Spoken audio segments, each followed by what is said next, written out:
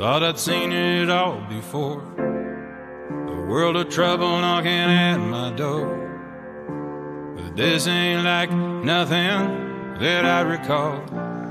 Welcome to In Crisis, Travel Retail Voices, our new podcast series in which we speak to travel, retail and aviation sector executives all around the globe to hear how they and their businesses are being affected by the COVID-19 crisis. And it's my great pleasure to be talking to Dan Cappell, the Chief Commercial Officer at Ontario International Airport Authority in Southern California, one of the most experienced airport and travel retail executives in our business, one of the rare figures to have worked for all the stakeholders in the Trinity chain, airports, retailers and brands.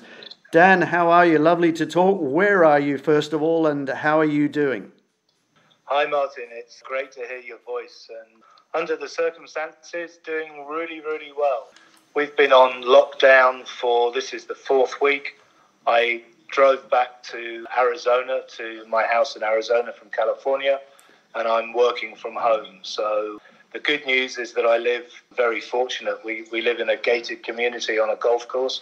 So got plenty of sunshine and plenty of open air and green grass. So from a purely personal point of view, under the circumstances, we're very, very good. Thank you. In terms of the lockdown or its equivalent there, Dan, how strict is that in Arizona? Can you go and play on the golf course, for example? Ironically, yes, you can.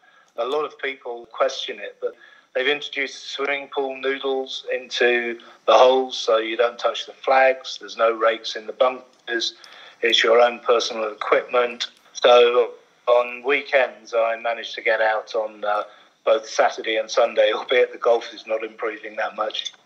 Dan, let's talk about your work situation. So you've got a key commercial role in an airport that, like all US airports, has been terribly affected by the slump in traffic caused by the health crisis. What's happening there at the airport? It's fairly catastrophic, to be honest, Martin.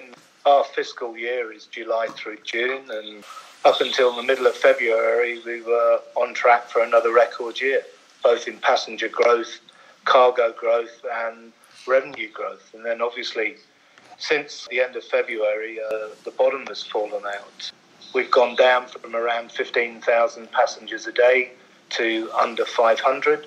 And obviously that has an absolutely major impact across all of our businesses. I mean, our concessionaires, both retail and food and beverage, within our car parking business, within our car rental business.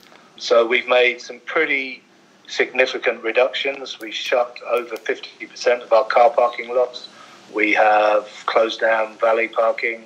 Terminal 2, we actually don't have any retail or food and beverage open at the moment. And in Terminal 4, we have the operators working with one or two outlets open, but on significantly reduced hours. So, as much as they are feeling the pain, and they are indeed, and so we as a business from a financial perspective. In terms of your discussions with your concessionaires there, and obviously I don't want to pry into private commercial negotiations, but do you have a position in terms of the kind of relief measures that you can give while the airport itself, of course, is under desperate financial pressure? Yeah, and it's a good question. In terms of every airport is different in North America. Each airport has different reserves of cash.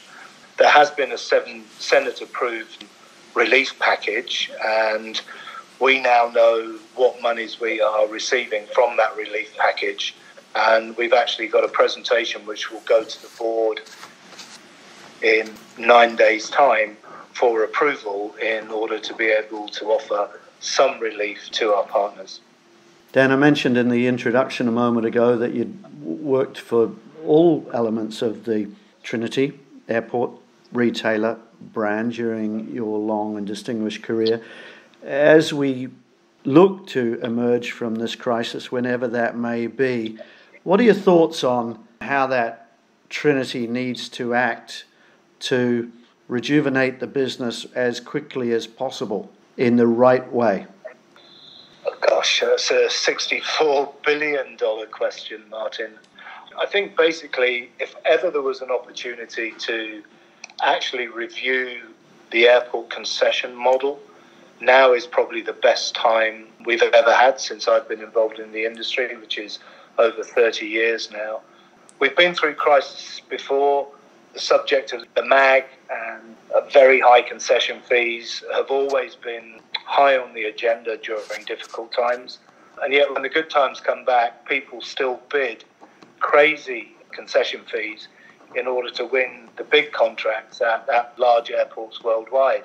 I think because this isn't just related to the aviation and aviation-related businesses, this is a global crisis, we have the opportunity to stand back and actually look at how we think the model could evolve, where we put the customer first and actually growing the market share. So that might be really driving omni-retail and e-commerce and not relying so much on bricks and mortar, at least for the next 18, 24 months, where social distancing regs will be in play, and really sharing the risk and reward. But the one thing I will say is that, airports today need to spend billions of dollars in infrastructure development in order to cope with what inevitably will be a huge increase in demand for travel over the next 20 years. And we will get out of this,